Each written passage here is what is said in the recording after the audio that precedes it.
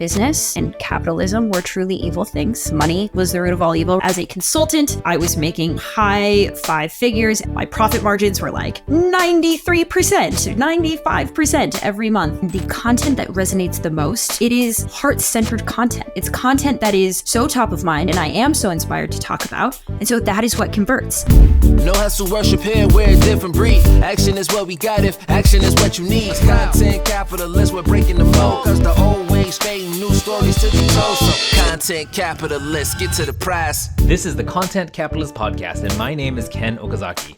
There are as many ways to make money with content as there are people doing it. So listen in as my clients, past, present, and future, unpack how they crack the code to making $1 million a year or more while capitalizing on their content. Let's get started. Hey guys, welcome to another episode of the Content Capitalist Podcast, where I have conversations with people doing at least $1 million in their business, many times off the back of the content and the video that they create on social media. Now, I've got somebody with me, and I'm going to be honest with you. She came on kind of like a black swan. I don't know so much about her, and I'm going to be really transparent about saying this, but she was referred to me by a very good friend and somebody who I trust. So that trust has transferred, and all the questions you're going to hear me asking are going to be genuinely like questions that I'm asking and hearing with you for the first time. So it's kind of exciting. So join me today on this exploratory mystery journey. But what I do know is that she's got an amazing camera presence because, obviously, if you're listening to the audio on the podcast, I encourage you to go check the link down below. Find this on YouTube because some people have, what do they call it? The Riz. You got the Riz, as in charisma. And it's amazing when someone's doing it just right. Jhana, welcome to the show. Thank you so much. And I appreciate the compliment. That's a new one for me. Do you hear kids saying Riz these days? She's got the Riz. I'm honestly not cool enough to know what the kids these days are saying. I got teenagers, so it's a Let's thing. see. Yeah, no, you're all hooked in. That's good. So tell me a bit about what is it you do? Who do you serve? Yeah. What kind of results do you help them get? Yeah. So guys, I am a operations expert, and I specifically work with digital startup founders doing anywhere between 7 to 8 figures. And we help them scale not just their company to hit the goals of the business, but also scale themselves out of the day-to-day weeds and the day-to-day chaos of growing and running that business. And the way that we do that is we actually work with their operator. So we put their operator through our coaching programs. We level that person up so they are able to turn around and help the business owner scale and accomplish both their company and personal lifestyle goals. I think that's like 90% of my audience, including myself, who would be like, yes, please. So tell me a bit about, like, as far as industries goes, are there certain industries that you have had more success in than others?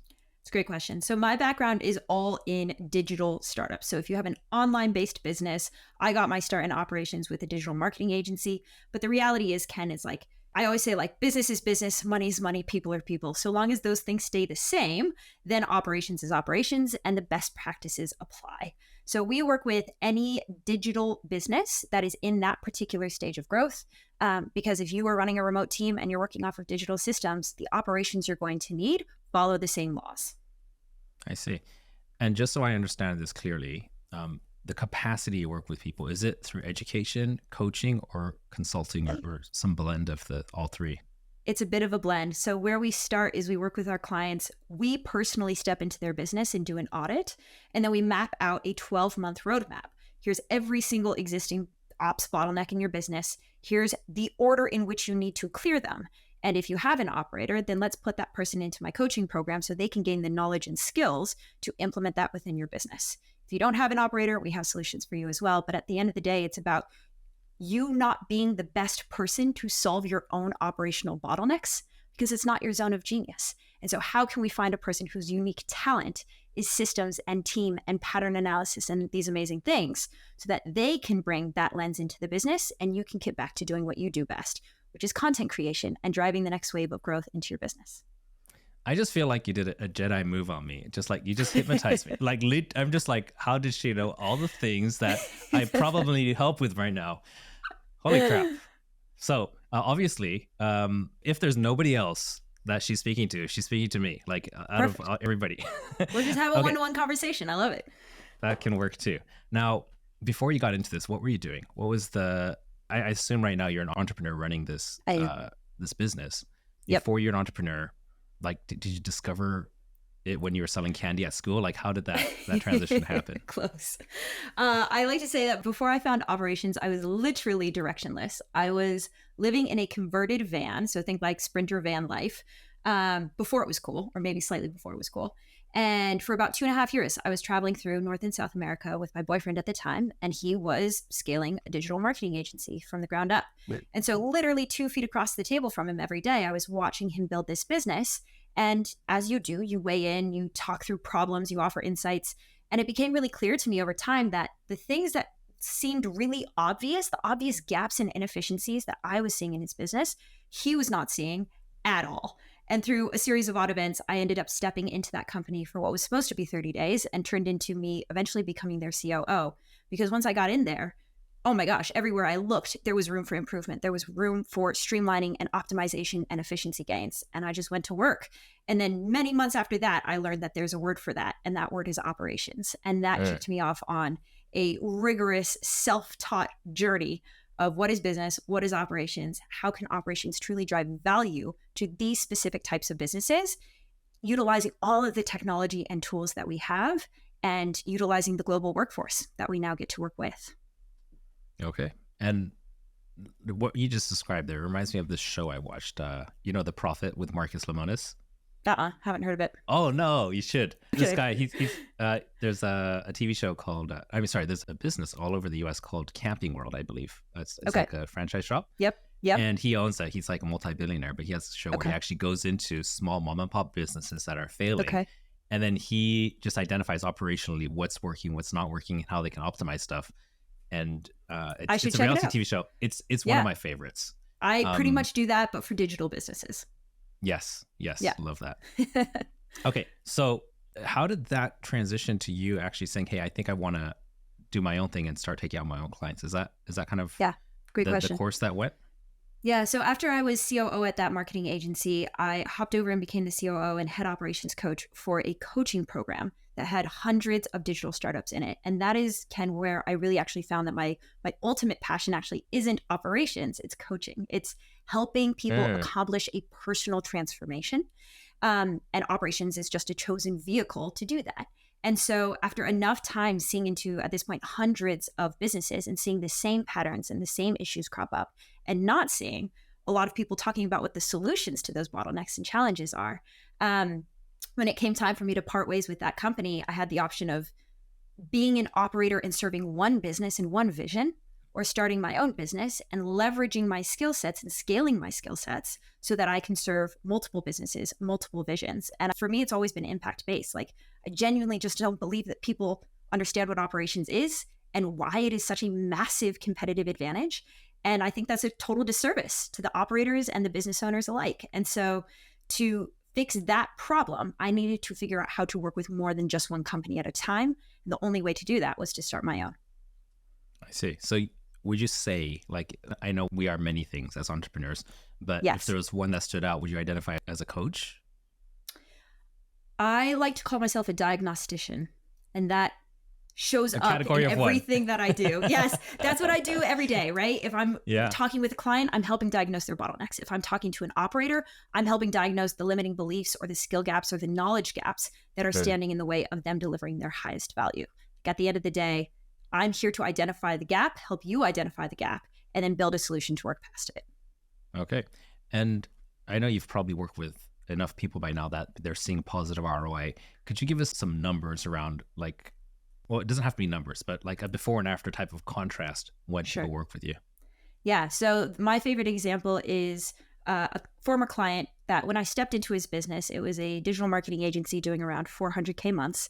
And when I stepped in, he was the single bottleneck to the business. He had to be present for every single meeting. He was making every single decision. Nothing could move forward without him. And the back end of the business had become so constricted by that they had actually turned off sales and marketing on the front end because they couldn't accept any new clients because they couldn't scale their capacity fast enough. Within 4 months of working with him, he fired himself from the business, because the back end of the company had learned to run so well without him that he was genuinely no longer needed. And he stepped into a board of advisors role, which was always his goal within the company. They were able to turn sales back on. The entire machine was able to move again because we were able to remove him as that single point of progress within the company and create something that was truly self-sustaining. What were the key things that were preventing him from doing that before you came around? Yeah, absolutely. Great question. He had no help on the operational team. So he was the COO, and he had just brought in a head of operations when I found him. That person is an amazing operator that I still work with to this day. And he was able to step in and take on a lot of the responsibility, but do it in a way where we weren't just transferring from one person being the bottleneck to another, right? This head of operations was also building out the systems. He was building out the team empowerment. He was creating the hiring structures. He was turning over B and C players and replacing them with A players. And all of this for the COO was really necessary to see that somebody can also do an exceptional job at this.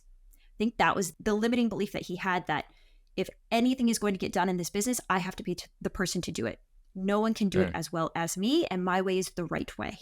And so to work with this ops manager and train, or I should say head of operations, and train him up and demonstrate through action that actually there is somebody who not only is better at this than you, but actually likes it and wants to do this and wants to be in the weeds of your business and scale this for you, was a really important piece of evidence that he needed to truly let go the reins and feel comfortable and feel the trust that he needed to step out. Got it. That explained it so well. I was expecting a 1 or 2 word answer, but thank you. Sorry. No, don't be sorry. Don't be sorry. You answered like 3 or 4 questions in advance, and that's amazing. Perfect. Tell me about when you decided yourself that, you got a few clients going, right? Or what was the timeline to when you said, I need to put myself out there on social media and I need to start actually talking about and educating the audience publicly? Like, what was that decision-making process for you? Where the impetus? I'm so curious how this compares against your other guests' answers to this question, because for me, Ken, I actually went back and forth on this internally for about a year before I started consistently creating content. Because on one hand, I felt very called to put this information out there because there are just not that many thought leaders and there's not that many influencers in the space of operations. And it just felt like a deeply underserved market.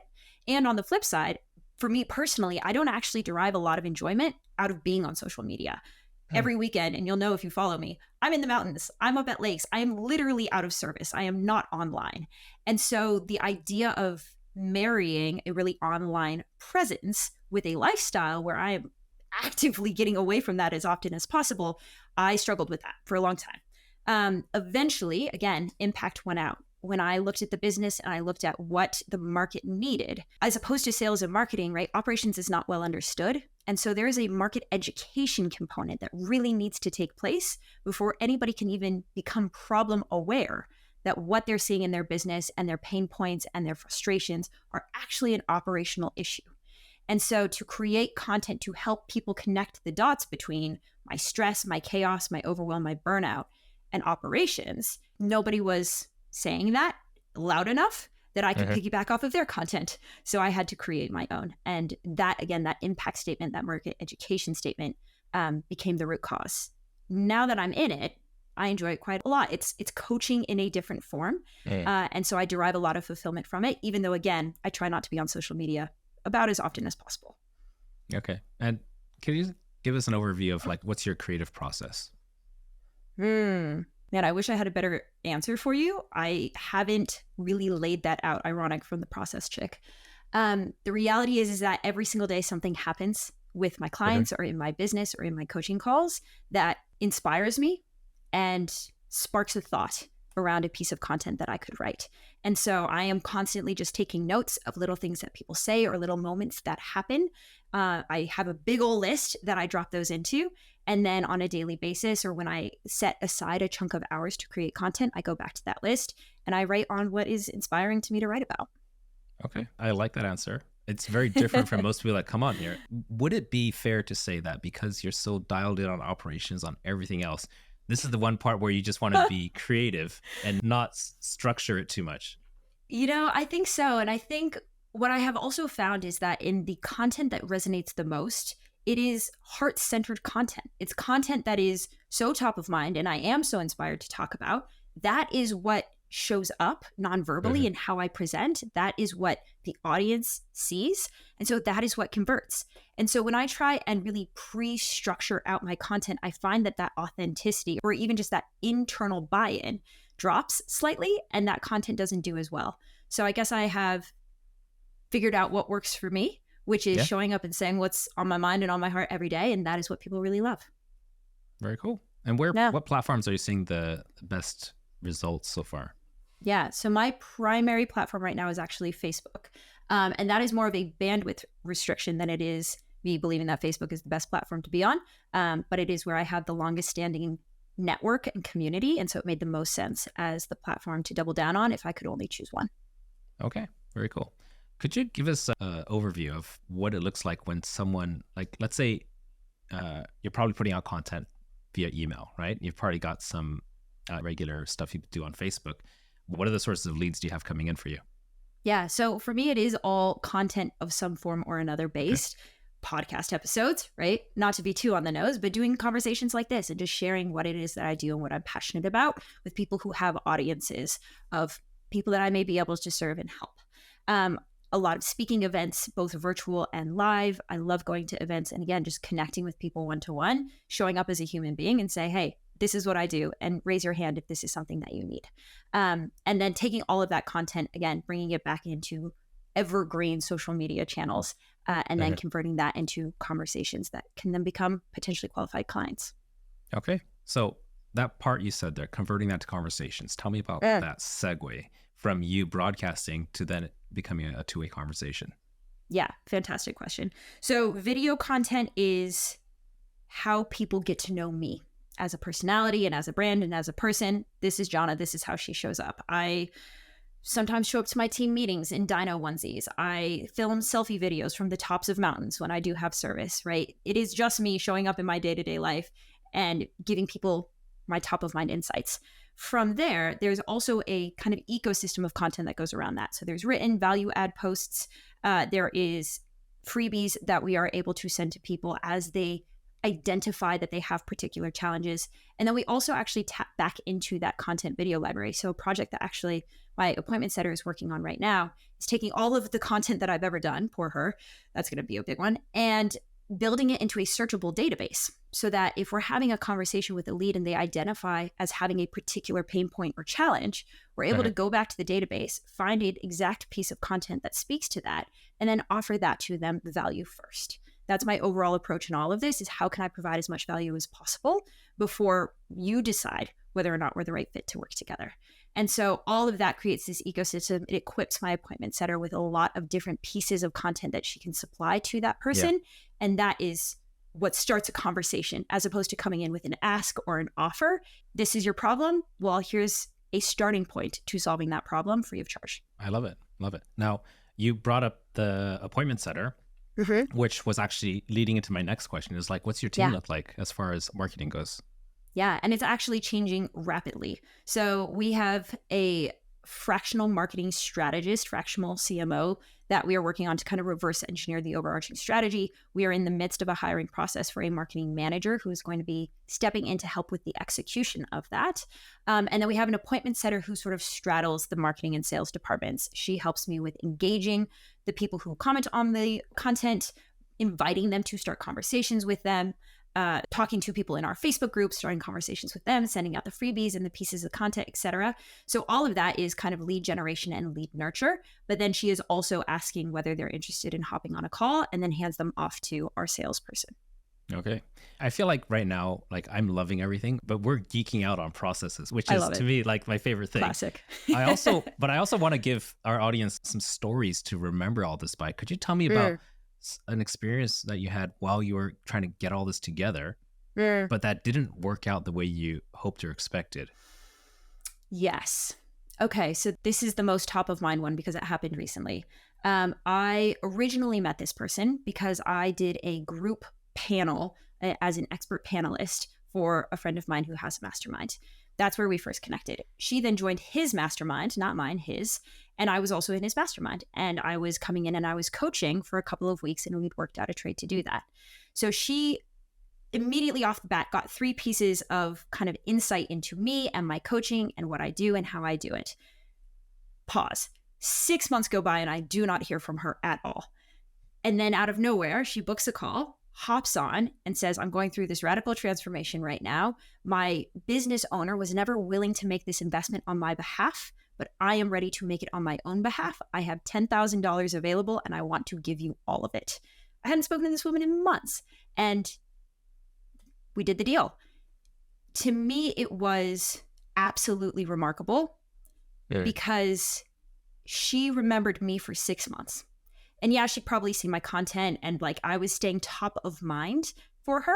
But at the end of the day, she didn't need any additional selling. All the know, like, and trust factor had been established right there at the beginning.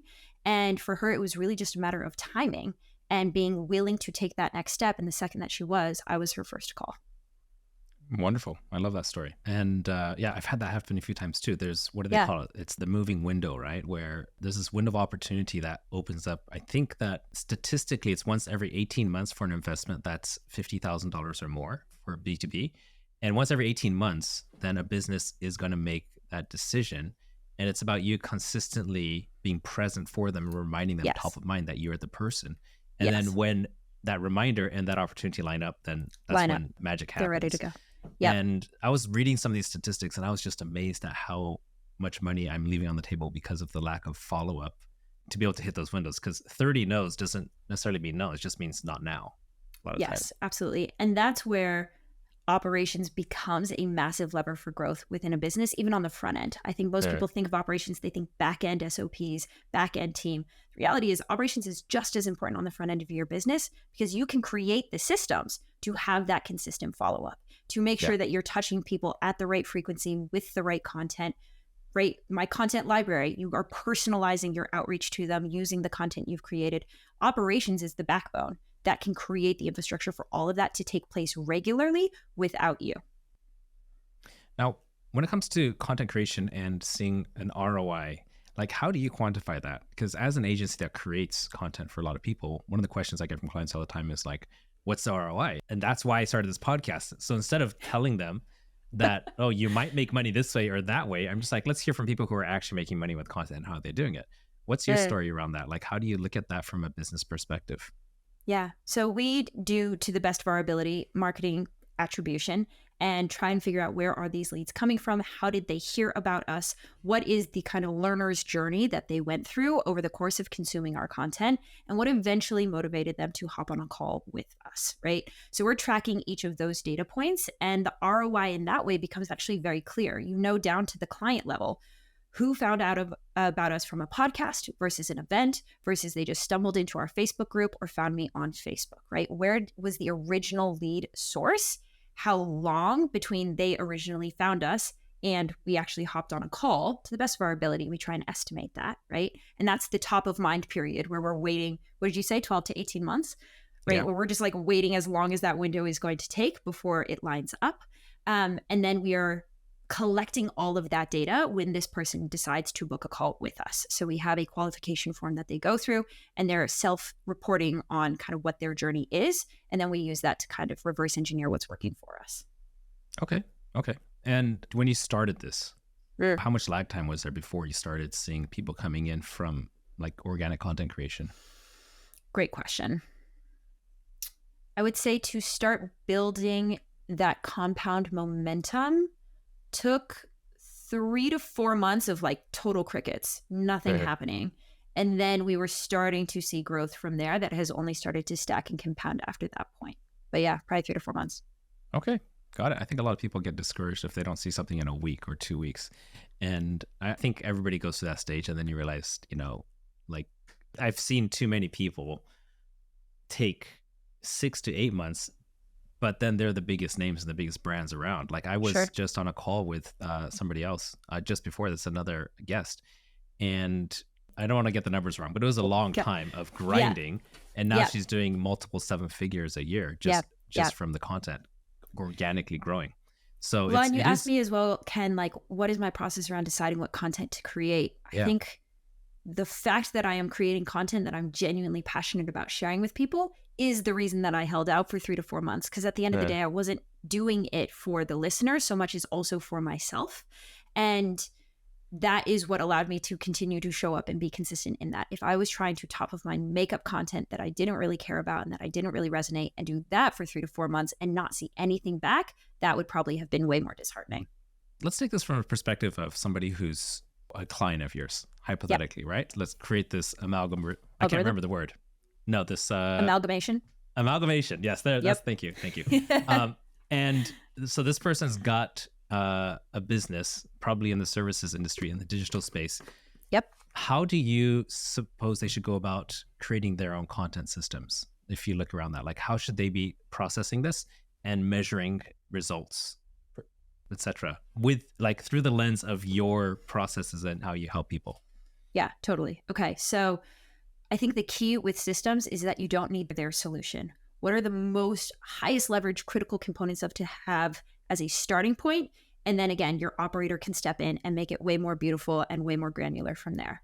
So a couple of pieces. On the front end, what is necessary for you to do in this entire process?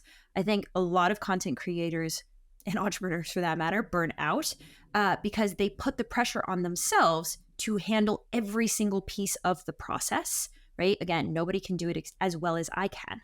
But the reality is that there's exactly one function that you can do better than anybody else, and that's showing up and being the talking head, right? Actually showing up on camera and saying the words.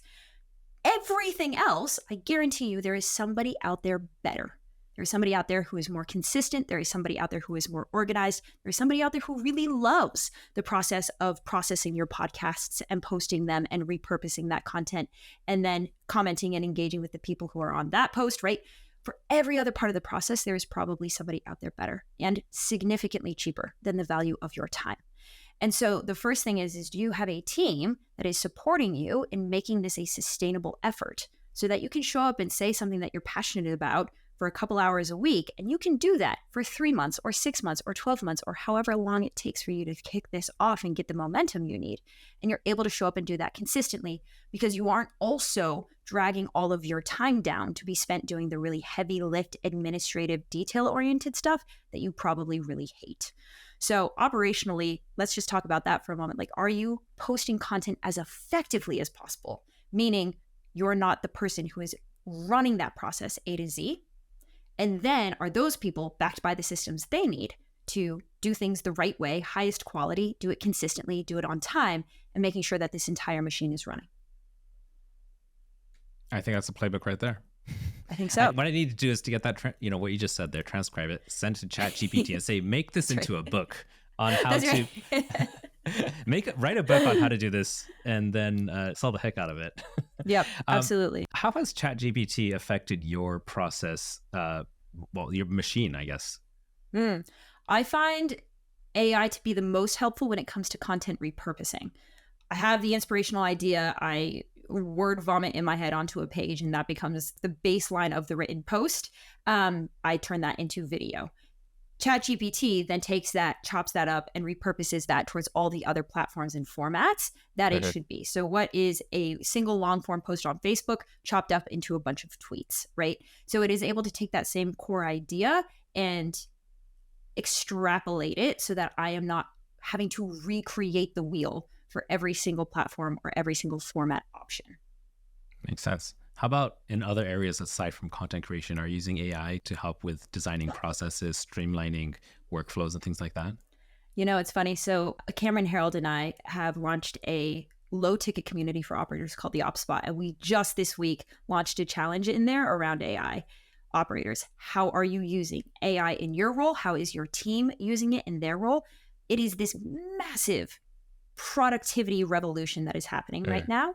And it is the job of leadership at business to figure out how to maximize that and internalize that and use that to make your company better and more productive.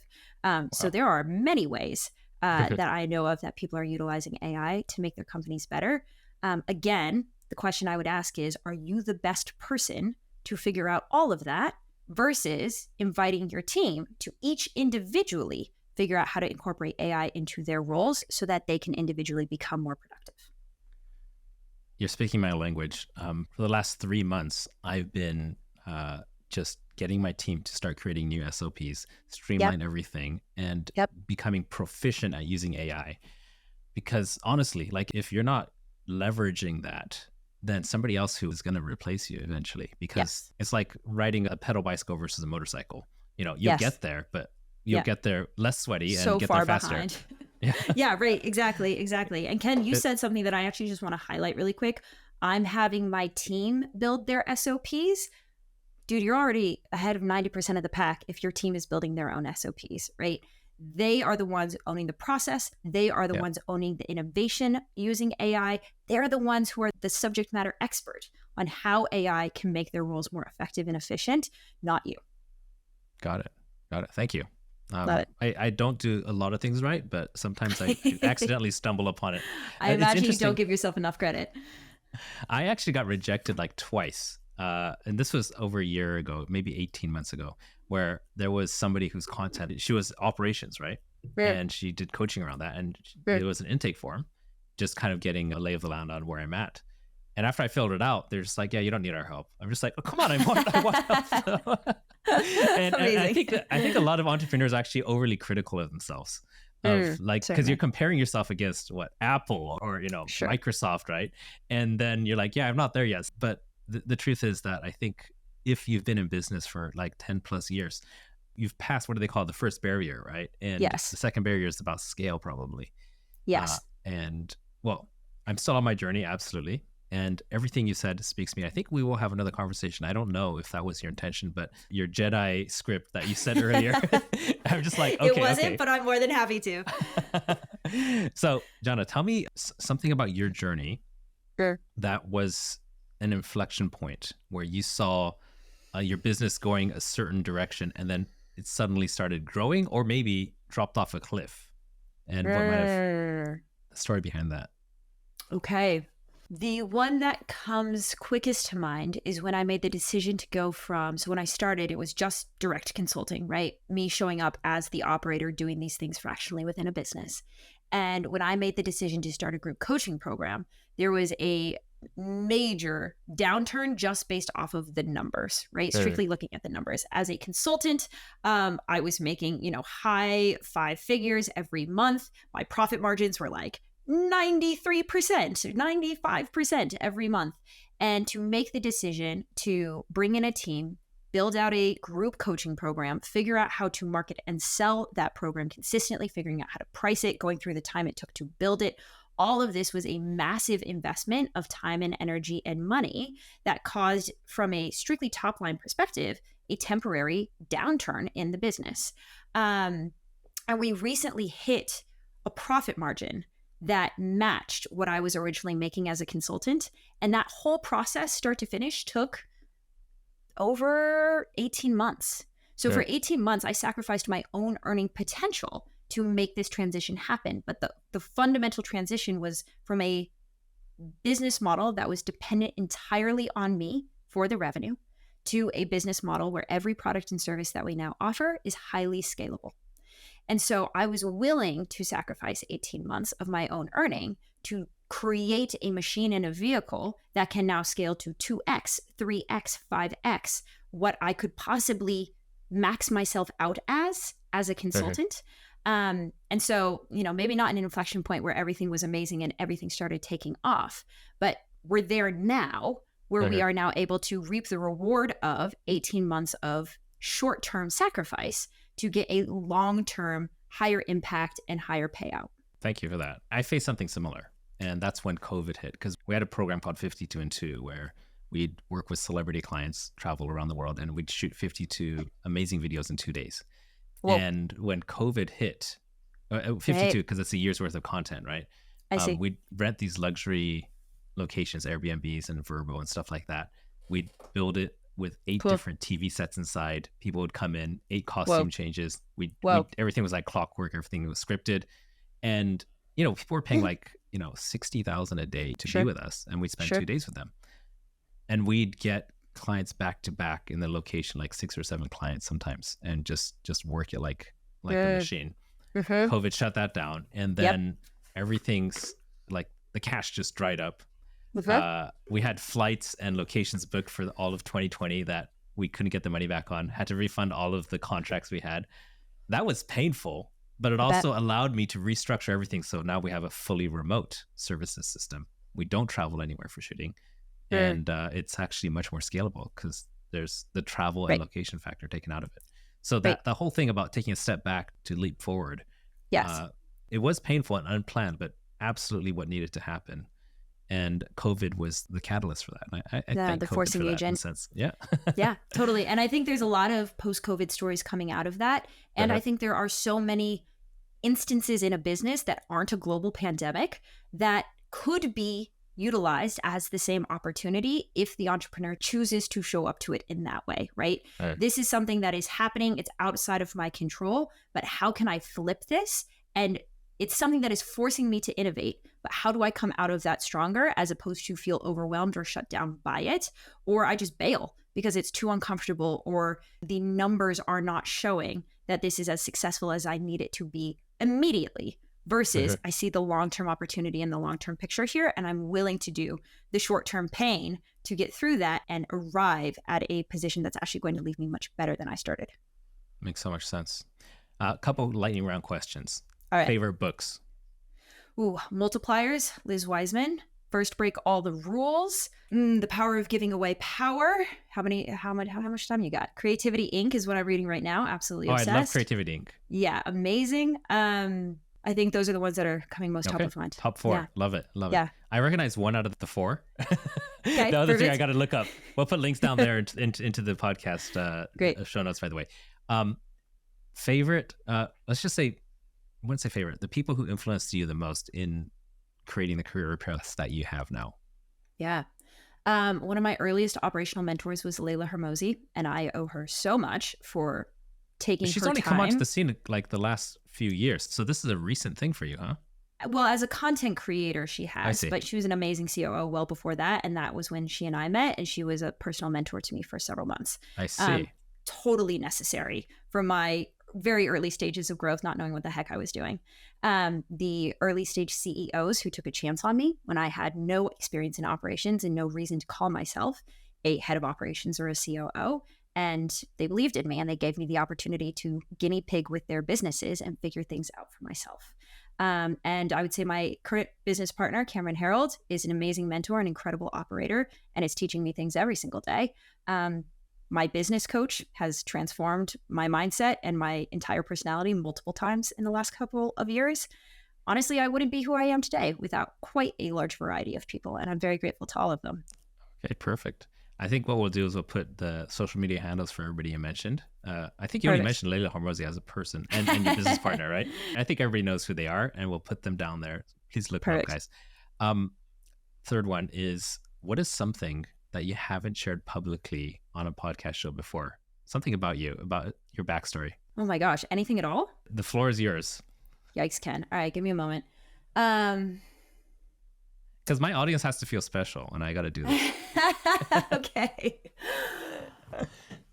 Before I stumbled into operations and this moment of living with this guy in this van, I was operating under the belief and the mindset that business and capitalism were truly evil things.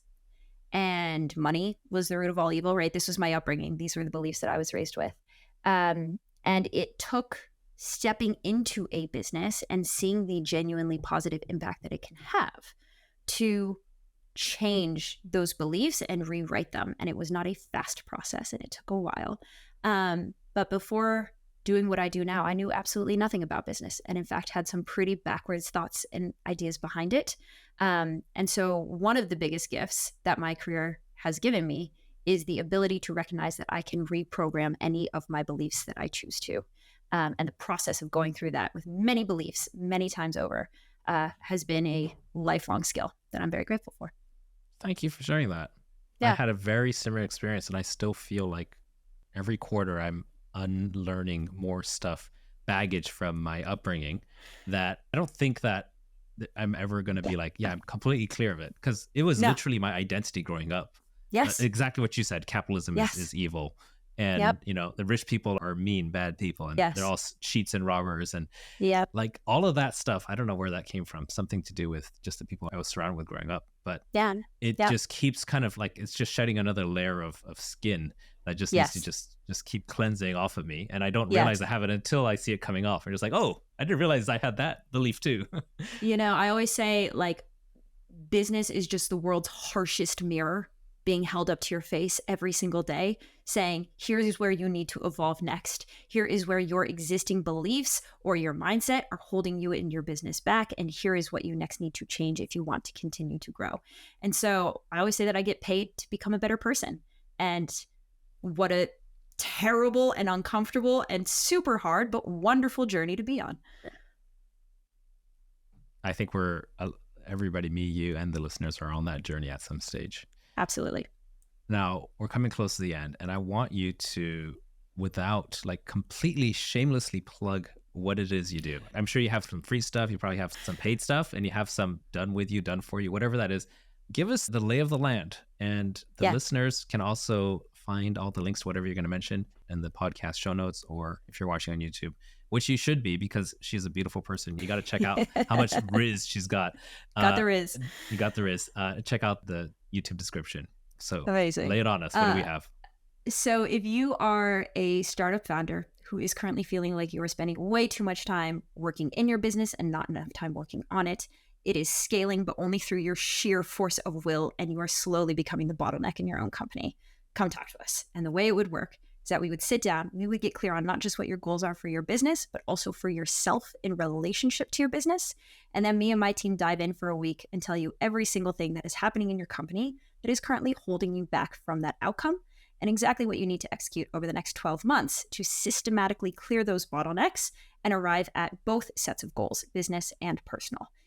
We then take your operator, I coach them, I level them up. It takes 70 minutes of your time a month to work with us. And after 12 months, you have the business that you were dreaming of, and you did it through the person who is actually the best person at your company to solve those problems for you. Wow. Just kind of read out my Santa wish list if I had one for my business. Beautiful, Ken. Let's talk.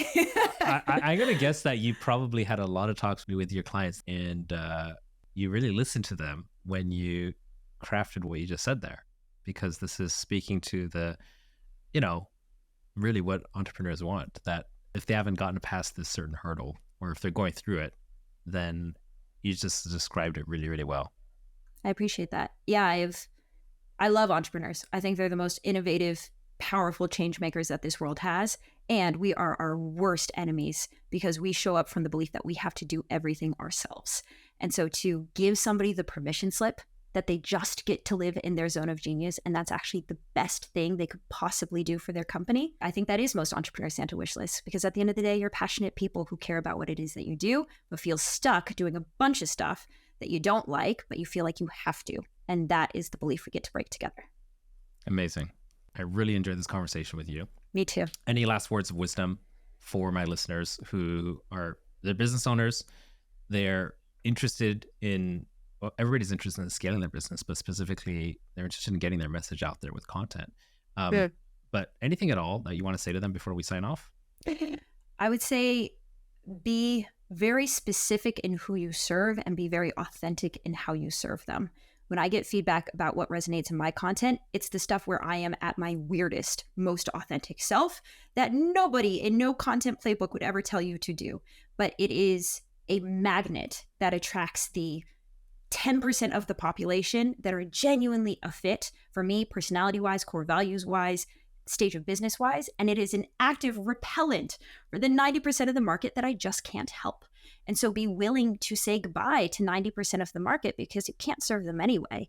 And in the process, differentiate yourself and become a magnet for exactly the type of people that you are excited to work with.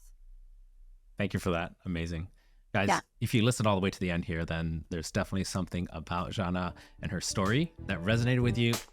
Do not miss this opportunity to go check out the links down below. Find her on wherever the links are here. Look it up. They're going to be down below. I promise you. They're going to be down below. They're there. And thanks for listening to the end, guys. I'll see you again next week. Thanks, everyone.